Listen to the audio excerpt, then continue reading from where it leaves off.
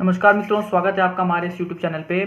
जैसा कि आप जानते हैं कि केवीएस ने एक बहुत बढ़िया वैकेंसी आप लोगों के हाथ में थमाई है, जिसके द्वारा आप केंद्रीय विद्यालय संगठन में एक चाहे पीआरटी हो, टीजीटी हो, पीजीटी हो, फाइनेंस ऑफिसर हो, प्रिंसिपल हो, कमिश्नर हो, किसी भी पोस्ट में लग सकते हैं। हाँ, सभी का क्राइटेरिया अपना अलग है। जैसे कि आप यहाँ पर देख सकते हैं, आज केवीएस की तरफ से फिर से आज 2 तारीख को एक नया नोटिफिकेशन या एडवर्टीजमेंट जारी किया गया है, जो कि पूरी तरीके से सब बातों को क्लियर करता है। आप यहाँ पे देख भी सकते हैं, ऊपर डेट भी पड़ी हुई है और advertisement number 16/2002, direct recruitment of primary teachers in Kendriya विद्यालय। क्योंकि हम मेनली फोकस पीआरटीज पे करते हैं, तो ये फिर से आज जारी किया गया है। तो आपको लगेगा कि कुछ नया है, तो ऐसा कुछ नया नहीं है, लेकिन काफ़ी चीज़ों को उन्होंने फिर से इलेबोरेट करके थोड़ा सा और समझा कर आप लोगों के सामने इसको रखा है।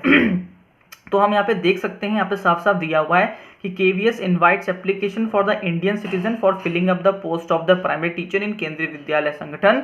जो कि लोगों के एक बीच में ये भी था कि क्या ये पेपर में छपा है कि केवल है कि या फिर साइट पे भी है, तो वो साइट पर भी अब आ चुका है। यहाँ पे वही चीज़ें लिखी हुई हैं कि ये सीबीटी मतलब कंप्यूटर बेस्ड टेस्ट के हिसाब से होने वाला है। मतलब आपको कंप्यूटर पे पेपर देना है, ना कि पेन पेपर कोई पेपर होने वाला है। आपको गोला या ओएमआर शीट पे चीज़ें नहीं आएंगी। अब जो कैटेगरी वाइज पूरा एक डिटेल्ड उन्होंने जो वैकेंसी दी है, इसमें टेंटेटिव वर्ड यूज़ किया गया है। इस टेंटेटिव का मतलब होता है कि ये फिक्स्ड पोस्ट नहीं है, इसमें बदलाव किए जा सकते हैं। आप जानते हैं कि जो नोटिफिकेशन आता है उसमें साफ साफ लिखा होता है एक वर्ड कि जो नंबर ऑफ पोस्ट है इसको समय पर कभी भी घटाया या बढ़ाया जा सकता है। ये डिपेंड करता है उस एजेंसी पर, इसीलिए वर्ड टेंटेटिव यूज़ किया जाता है, फिक्स वर्ड यूज़ नहीं कर सकते। तो जो प्राइमरी टीचर्स की पोस्ट आई है उसमें यूआर मतलब जिसको हम जनरल के नाम दे देते हैं वो 2599 है। ओबीसी जो है वो 1731 है। जो एससीज हैं वो 962 हैं। एसटीज 481 है। ईडब्ल्यूएस की 641 है और टोटल 6414, जिसमें अगर हम डिसेबल्ड की बात करें तो 97। ये अलग अलग प्रकार की डिसेबिलिटीज़ होती है उनकी, हियरिंग की अलग होती है, सुनने की, देखने की, सबकी अलग होती है। 97, 96 और 0। और आप जो लोग होते हैं वो जानते हैं कि वो किस कैटेगरी से हैं, तो वो उसमें यहाँ पे देख सकते हैं। तो जो नेचर ऑफ डिसेबिलिटीज़ हैं वो दी गई हैं OA, BA, OL, OL, CP, LC, DW और एएवी।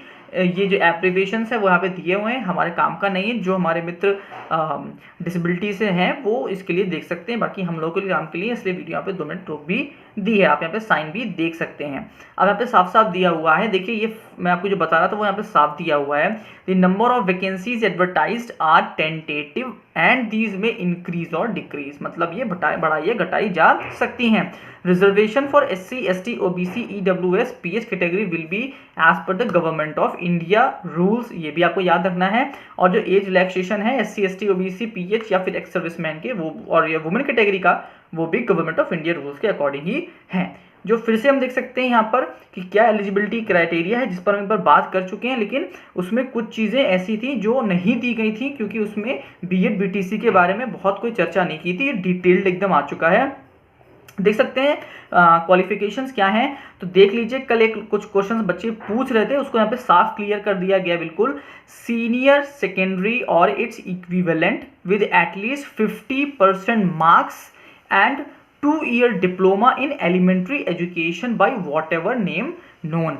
मतलब 50% सीनियर सेकेंडरी में, हायर वाला मतलब 10th नहीं 12th की बात चल रही है।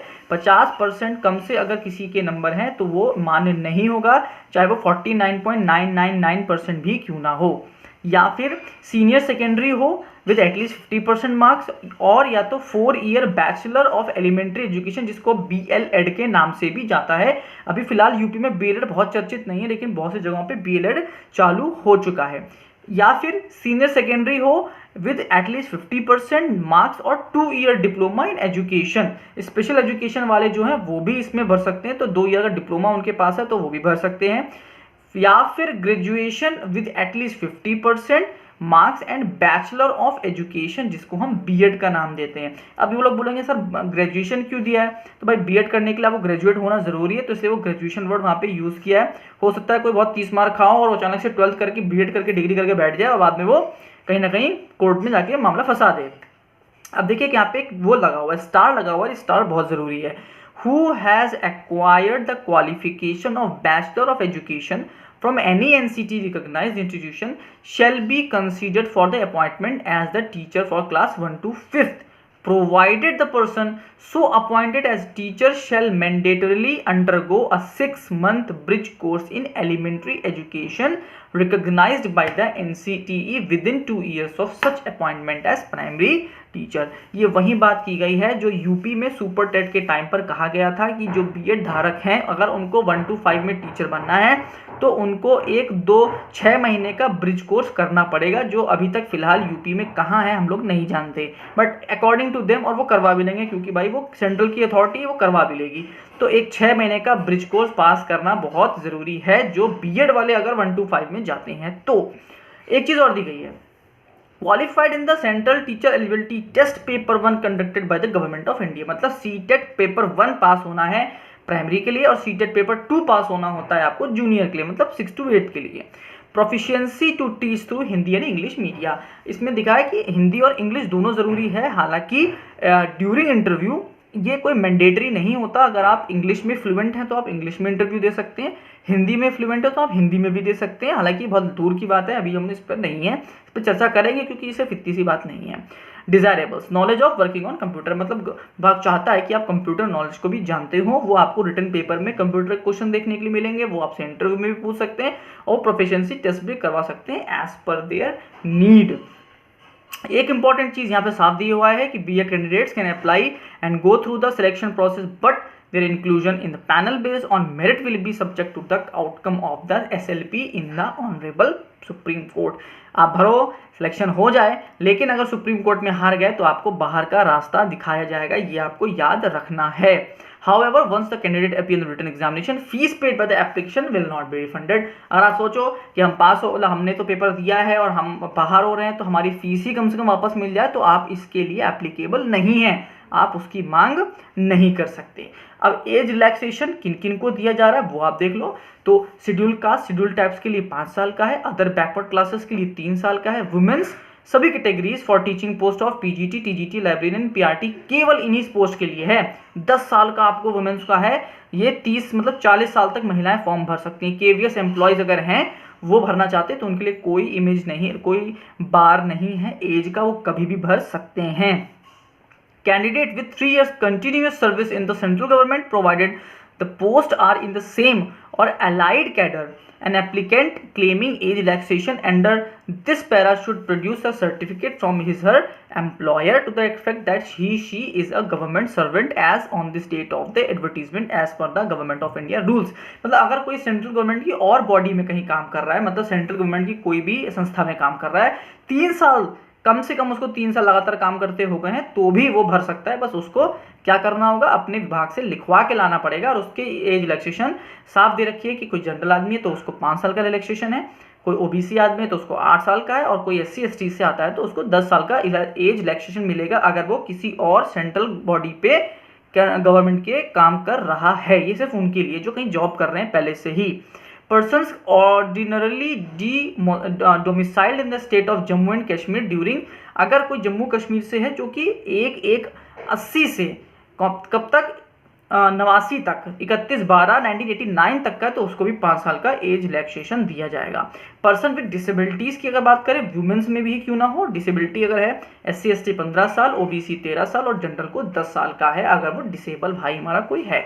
एक्स सर्विस मैन होंगे जनरल के, उनके लिए 5 साल है, OBC वाले होंगे तो 8 साल है, उसमें देखिए साफ पूरा दिया हुआ है, और अगर ex service man SC ST है तो उसको 10 साल का है।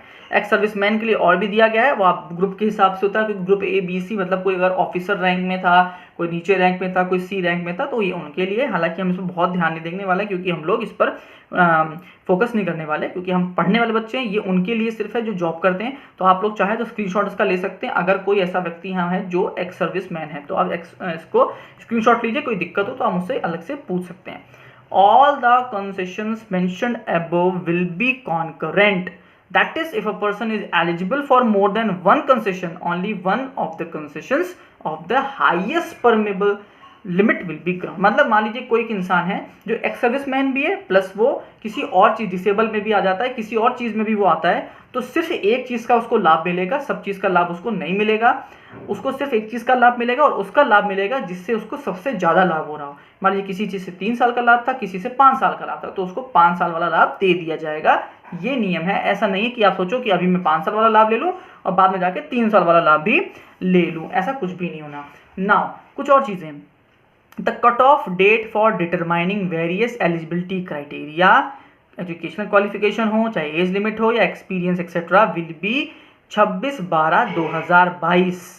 तो जो आपको जिस दिन तक आपको अपनी एलिजिबिलिटी प्रूफ करनी है वो 26/12/2022 तक है। ये बात आपको नोट कर लेनी है, बहुत बड़ी बात है ये, कि जो cut off date for determining various, जो अभी तक आपने पढ़ा कि 10th पास, 12th पास, बीएड पास, बीटीसी पास, जो भी चीज़ पढ़ के आए वो 26/12/2022 तक से ही होगा। ये आपको रट लेना है, ये बहुत इंपॉर्टेंट पॉइंट है। विल बी 26 बच्चे। Applicants must satisfy themselves about their eligibility as on 26/12/2022 before applying verification of original documents will be done to confirm the eligibility of the candidates only after they qualify for the interview। Interview के बाद ही सब बातें आती हैं, उसके पहले आप चाहे फॉर्म भरते रहो, कुछ भी करते रहो, उनको उससे मतलब नहीं है। लेकिन जब बात आएगी, अगर आप मान लीजिए सिलेक्ट होते हैं, आप पेपर भी पास कर जाते हैं, आप इंटरव्यू पास कर जाते हैं, सब पास कर जाते हैं और आफ्टर ऑल आपका सिलेक्शन हो भी जाता है, फिर जब आपका डॉक्यूमेंट वेरिफिकेशन होगा तब इन सब बातों का बहुत ध्यान रखा जाएगा।